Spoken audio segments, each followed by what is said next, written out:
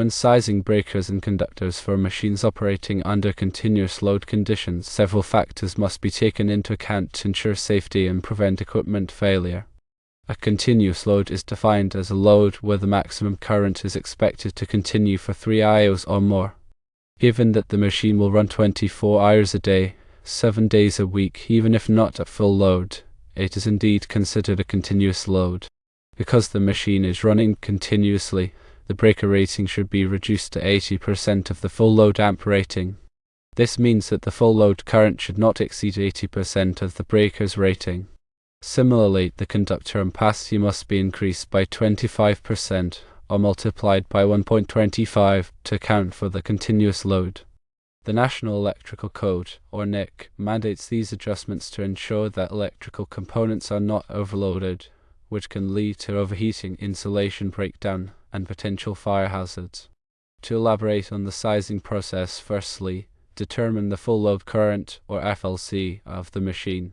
This involves summing up the current draw of all components, including the heaters, a laser, and the servo motors. Nameplate data on each component should provide the necessary amperage or wattage information. Remember to convert wattage to amperage using the appropriate formula for a three-phase circuit, which is amps equals watts divided by volts times the square root of 3 for line-to-line loads, or amps equals watts divided by volts for line-to-neutral loads. Secondly, once the full load current is determined, apply the continuous load factor. For the breaker, divide the full load current by 0.8 to find the minimum breaker rating. For example, if the full load current is 20 amps, the minimum breaker rating would be 20 amps divided by 0.8, which equals 25 amps. Select the next standard breaker size above this value. Thirdly, calculate the minimum conductor ampacity. Multiply the full load current by 1.25. Using the same 20 amp example, the minimum conductor ampacity would be 20 amps times 1.25, which equals 25 amps. Fourthly, consult the appropriate NEC tables such as Table 310.16 to determine the correct wire gauge based on the calculated ampacity and the conductor's insulation type. Ensure that the conductor's ampacity rating is equal to or greater than the calculated minimum. Fifthly, consider voltage drop. Excessive voltage drop can cause equipment malfunction or inefficiency. The NEC recommends limiting voltage drop to no more than 3% for branch circuits and 5% for feeders. Calculate the expected voltage drop based on the conductor length, wire gauge, and load current. If the voltage drop exceeds the recommended limits, increase the conductor size to reduce resistance and minimize voltage drop. Sixthly, address neutral current. In a three-phase, four-wire system with single-phase loads connected line to neutral, such as the 120-volt heaters, neutral current will be present. If the single-phase loads are balanced across the phases, the neutral current will be minimal. However, if the loads are imbalanced, the neutral current can be significant. The NEC requires that the neutral conductor be sized to carry the maximum possible unbalanced load. Calculate the expected neutral current based on the unbalanced load distribution.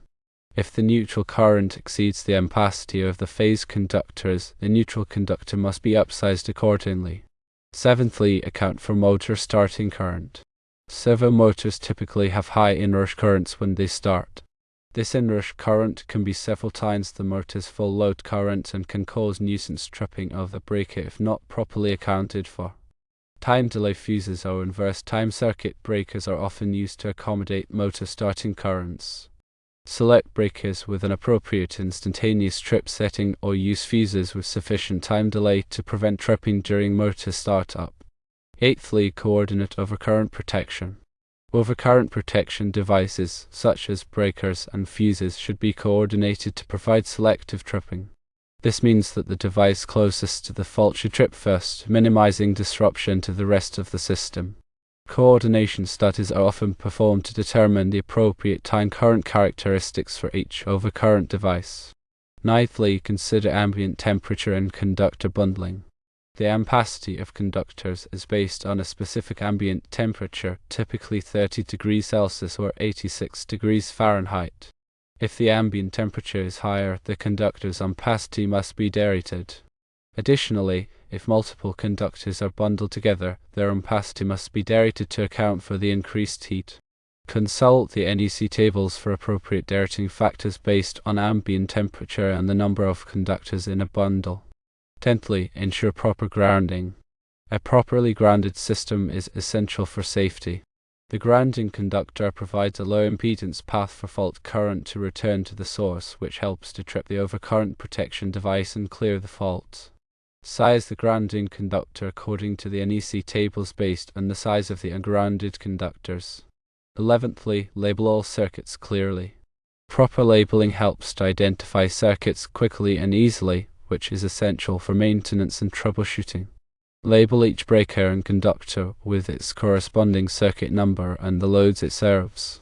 12thly, document all calculations and assumptions. Maintain a record of all calculations, assumptions, and design decisions made during the sizing process. This documentation can be valuable for future reference and for demonstrating compliance with the NEC.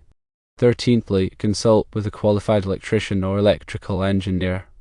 Due to the complexity of electrical systems and the potential hazards involved, it is always recommended to consult with a qualified professional to ensure that the breakers and conductors are properly sized and installed.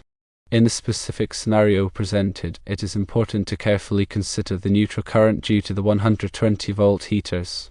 Since the heaters are connected line to neutral, any imbalance in the heater load will result in neutral current. Measure or estimate the maximum possible unbalanced heater load to determine the required neutral conductor ampacity. Also, pay close attention to the motor starting currents of the servo motors.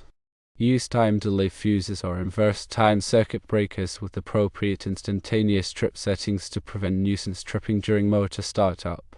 Lastly, ensure that all overcurrent protection devices are coordinated to provide selective tripping. By following these guidelines and consulting with a qualified professional, the breakers and conductors for the machine can be properly sized to ensure safety, reliability, and compliance with the NEC.